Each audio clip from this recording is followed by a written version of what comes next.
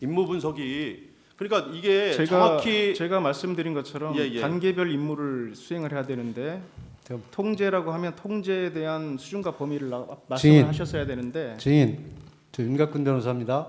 여기서 묻습니다. 예. 그 본청을 통제하라는 지시를 증인이 직접 받았습니까? 지역대장으로부터 보고를 받은 내용입니까? 최초에는 지역대장한테 보고를 받고 이후에 사령관이 저한테도 얘기했습니다. 그게 언제쯤입니까? 그 시간대가 아마 23시 47분에 지역대장한테 보고를 받았고 그 아마 이후의 시간에 사령관은 그 이유가 얼마나 걸렸습니까? 시간이? 그리 길지 않은 시간이었던 것 같습니다. 지금 그런 내용을 수사기관 조사에서 진술하셨나요? 사령관으로부터 통제 지시 받았다는 내용을 진술한 제가 적이 있나요? 수사기관에서 일관되게 다 진술을 했습니다. 모든 증인 그 수사기관. 당시에 위치가 어디였죠? 이 시간대는 제가 사령부에서 이동하는 시간이었습니다. 23시 제가 23시 30분 어간에 정확하게 어디였습니까? 여의도로 이동하고 있는 그 도로가였습니다. 그러니까 어디쯤 가고 있었습니까? 사령관이 증인의 위치를 알고 있었죠. 정확히 몰랐을 겁니다. 그 당시 사령관도 국회를 들어가지 못하고 국회 주변을 빙빙빙 돌고 있었던 건 아십니까? 사후에 알고 있었습니다. 그러면 증인도 국회 가지도 못했고 사령관도 국회 들어가지도 못해서 빙빙 도는 상황에서 통제하라, 끌어내라 이게 앞뒤가 맞는 얘기입니까? 통제는 미리 먼저 가셨기 때문에 본인께서 직접 우리한테 준 과업입니다. 그거는 뭐 해석의 여지가 없는 것 같고. 잠깐만. 그리고 수방사의 어떤 임무 매뉴얼상 서울의 중요 시설, 국가 시설의 방어 개념이고 방어에는 수방사의 역할은 외곽 경비인 것은 틀림없죠. 지역방위 부대가 그런 역할을 하게 돼 있습니다. 그런 역할이 있는데 수방사령관이 그런 임무를 잊어버리고 본청에 진입하라는 지시를 할 수 있습니까? 그렇기 때문에 저는 이례적으로 해석했다는 겁니다. 이례적으로 해석할 수 있는 게 아니고 정상적인 사람이라면 그 당시에 확인을 해야 되는 거 아닙니까? 우리의 임무와 다르다는 것을 확인해야 되는 거 아니겠습니까?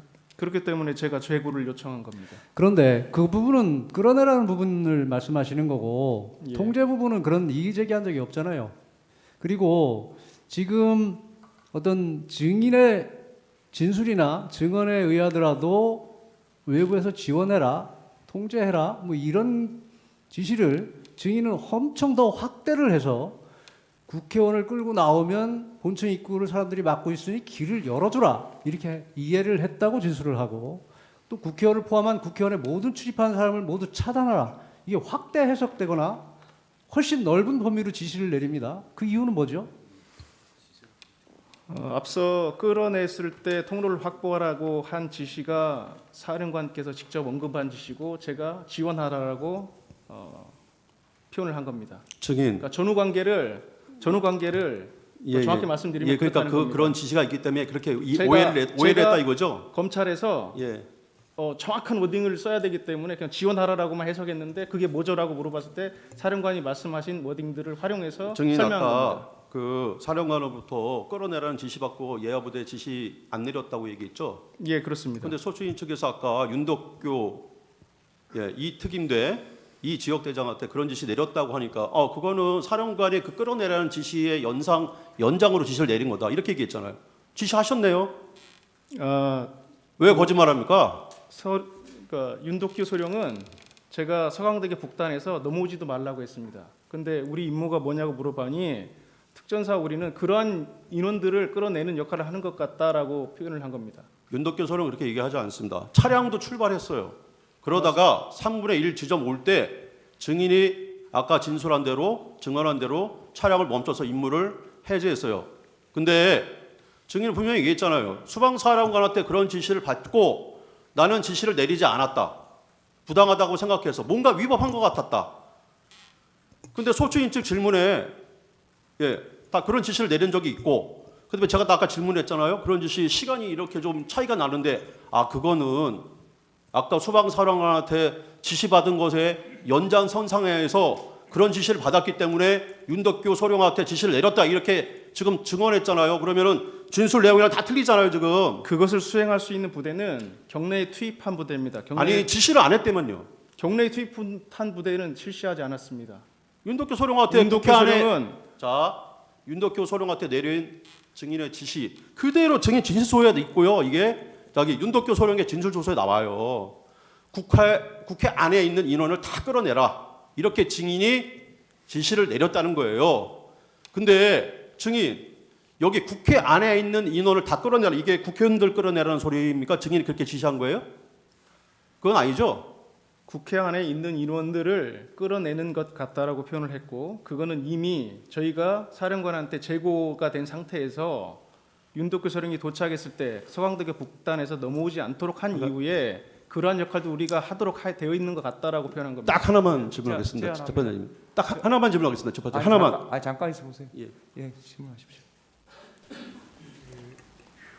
아까 저기 피청구인 대리인께서 뭐 질문 외부에서 지원하라는 의미가 뭐냐 이거를 뭐 길을 열어주라는 취지로 이해했다 이렇게 답변을 하셨잖아요. 이게 이제 검찰에서 진술하실 때 이 맥락을 끊고 질문을 하니까 이제 마치 증인이 그냥 생각나는 대로 이해해서 답을 한 것처럼 그러는데